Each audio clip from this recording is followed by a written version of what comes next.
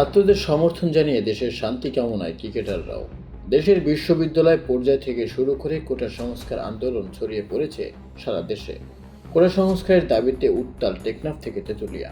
এরই মাঝে আন্দোলন রূপ নিয়েছে সহিংস পর্যায়ে। ঢাকা, রংপুর, চট্টগ্রাম নিহত হয়েছে 6 আন্দোলনকারী। সহিংসতার জেরে অনির্দিষ্টকালের জন্য বন্ধ করে দেওয়া হয়েছে দেশের স্কুল ও কলেজ পর্যায়ের সকল শিক্ষা প্রতিষ্ঠান।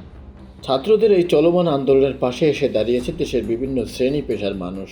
ছাত্রদের দাবির সঙ্গে একাত্মতা পোষণ করেছেন, দাবি জানিয়েছেন আন্দোলনের সপক্ষে।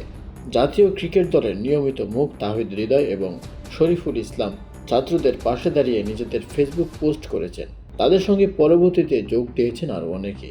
জাতীয় দলের অধিনায়ক নাজমুল হোসেন শান্ত সরাসরি কিছু না বললেও ইঙ্গিত দিয়েছেন নিজের ফেসবুকে। ইংরেজিতে লেখা স্ট্যাটাসে লিখেছেন, আমি নির্বাক ছিলাম কিন্তু অন্ধ ছিলাম না। পেসার সুমন খান লিখেছেন, একজন ক্রিকেটার হওয়ার পাশাপাশি যেহেতু আমি একজন ছাত্র, আমি চাই না আর কোনো ছাত্রছাত্রী রক্ত ঝরুক।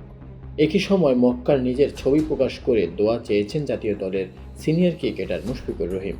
জাতীয় দলের খেলোয়াড় মোমিন শাহরিয়ার জানিয়েছেন, আন্দোলনকারীদের কারণে তার গাড়ির ক্ষতি হয়েছে। এরপরেও তিনি ছাত্রদের পক্ষেই নিজের অবস্থা প্রকাশ করেছেন।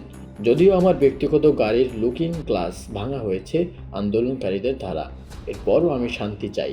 চাই না কোনো সাধারণ শিক্ষার্থীদের রক্ত ঝরুক। আমি নিজেও একজন শিক্ষার্থী। যৌক্তিক দাবি যৌক্তিকভাবে নিরসন হোক।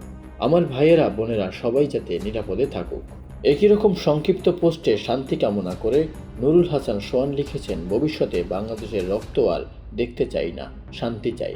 দেশের ক্রিকেটের অন্যতম আম্পায়ার গাজী সোহেল লিখেছেন, খুব কষ্ট হচ্ছে, হৃদয়ে প্রচণ্ড রক্তক্ষরণ হচ্ছে, মনের মধ্যে স্তম্ভতা গ্রাস করেছে। এমনটি হওয়ার কথা ছিল না।